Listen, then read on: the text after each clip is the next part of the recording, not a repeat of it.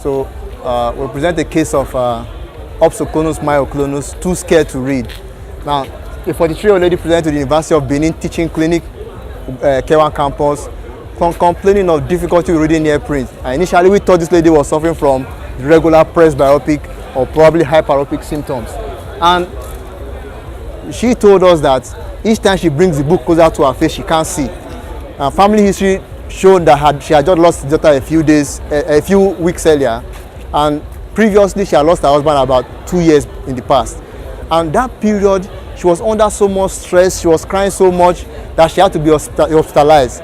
After a while, she started seeing her husband in her dreams. That's in her husband when she wakes up. And so she was taken to the psychiatric hospital and given a course of medication, phenobarbital, barbiturates. They also giving benzodiazepine. Now, it so happened that after that period, she found out that she couldn't read anymore. And so she visited the clinic. Now, we noticed that her VA was not too bad. However, her MPC was quite receded and the variances were jerky, and it was accompanied with clonic movement. And clonic movement are involuntary movements of the body. When you say someone has myoclonus, you see the person shakes. Either the hands shakes intermittently, or sometimes it's the leg will just shake naturally as the person is standing. You see some people, when they start to speak, they naturally continue moving. They can't stand in the same place. Then when we have opsoclonus, we have the eye also moving. And so we said, okay, let's do a near VA for her to see how she could see. So she picked the book. As I reading, next, we have reached. And each time she reads, she jumps. Each time she reads, she jumps. So initially we thought she was joking. We say, why you jump? She say, that's the problem. And they carry me to Seru psychiatry because of it. And they place me on medication, I will relax. Once the medication wears off again and I stand up, I start jumping when I read. And so I started wondering, what could have been the cause of this? Anyway, we now did an NRE for her. And we had an NRE as high as +5. By the time we combined that with her estimated near ad, we got a very high ad of about +4. Now, with her distance pressure +225 and with the very high ad, she was able to read comfortably. Now, what could have caused the woman to have this condition? Now, as part of the sedatives or antidepressants that are given to people that have gone through trauma, they are given phenobarbital and benzodiazepines. Now, these drugs bind to the GABA receptors in the body. The GABA receptors are the ones that make us to react because they are the ones that sense gamma aminobutyric acid. So when they bind to them, the person cannot. The person now becomes in a state of depression. The person now becomes in a state of sedation. So the person cannot react. Now, the funny thing there is that the withdrawal symptom of that drug is exactly the same thing as the symptom it is being used to cure. It's used to relax people, but the withdrawal symptom, the person becomes unnecessarily agitated, which is triggered by a physical factor. And for this lady, she was being triggered by accommodation. So when she tries to accommodate, the clonus kicks in and she starts jumping. So with the lenses, she didn't have to jump anymore. 2 weeks time, she came back for a repeat examination and she was fine. So we present to you a case of opsoclonus myoclonus. Thank you very much. Thank you very much. Thank you very much, sir. We really appreciate this study. Please, does anyone have any questions, please? You spoke you said it was triggered by accommodation, but earlier on when you explained the movement or the reaction from the patient, you expressed a jerky movement. So I was going to ask, is there a connection between that part of the system and the eye? So yeah, so that's the question. The whole nervous system in the body is actually controlled. So we have the peripheral, we have the autonomic, and apart from peripheral, the somatic nervous system. In other words, the somatic are things you do not control. One of them is accommodation. If you bring a book close to your face and try to read, you cannot say you don't want to accommodate and you want to read the book. It's automatic.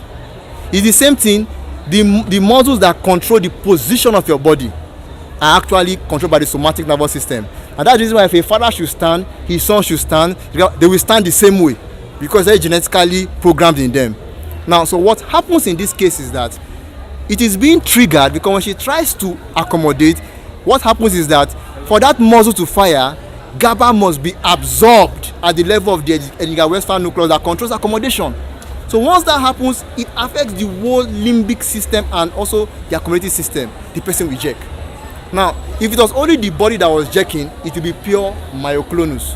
But because she's having this eye movement also, it's also opsoclonus. That's why I say opsoclonus myoglomus. So yes, you can look at them individually in terms of anatomy, but in terms of physiology, they work hand in hand.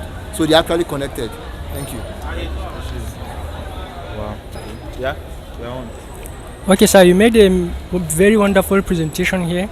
So my question is that is it the only case that you have treated in your clinic, or is the cases so versatile in the country or outside the country, or is it only here that we have this kind of case?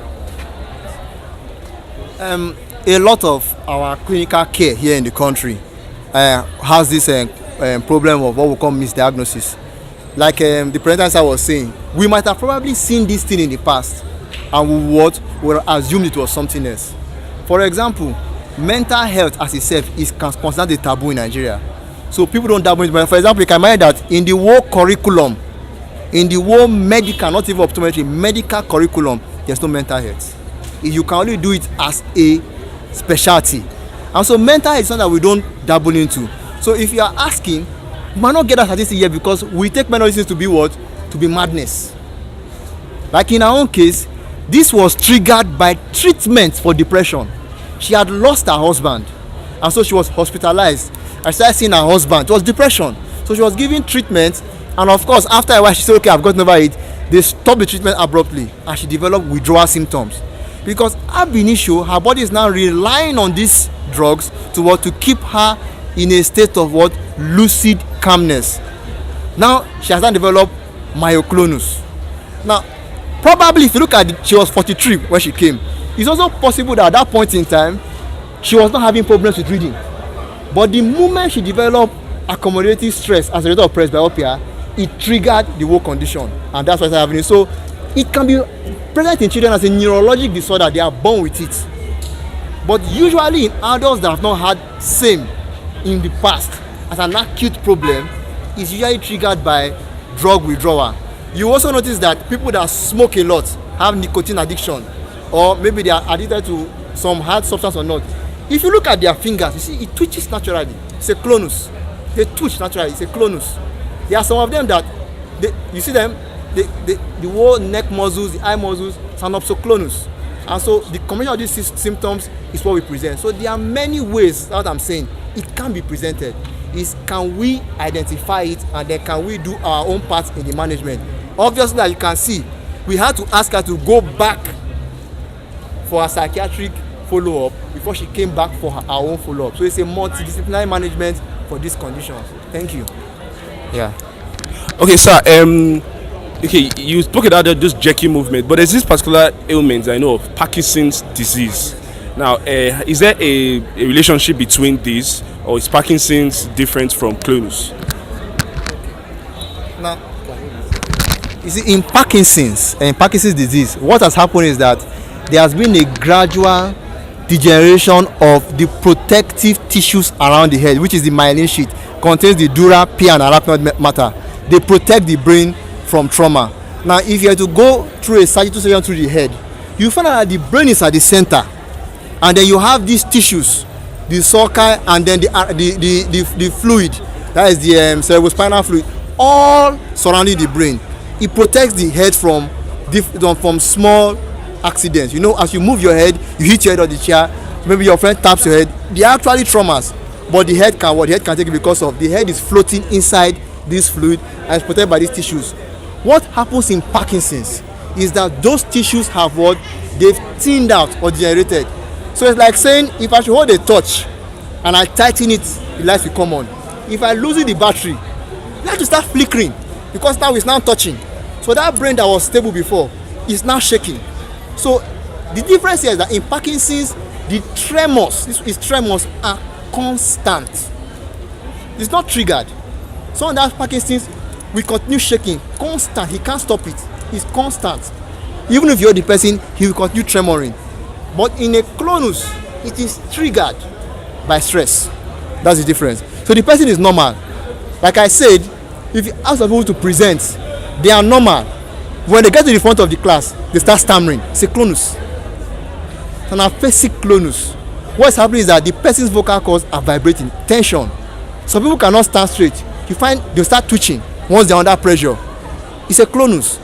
So that's why I say it is a multidisciplinary management. It's not that you must. I don't want to say they shouldn't have given her medication at the first point of call, but it's a multidisciplinary management. Maybe if we had psychologists here, she would have visited a psychologist instead of a psychiatrist. So the psychologist would have told her that, madam, your husband is no more. You have to learn to do without him. Rather than saying, we'll give you medication that will put you to sleep or put you in semi-conscious states so that you will not see your husband again. So yes, it's something that we see. It's something that we can co-manage, and it is definitely different from Parkinson's disease. Thank you. You're welcome.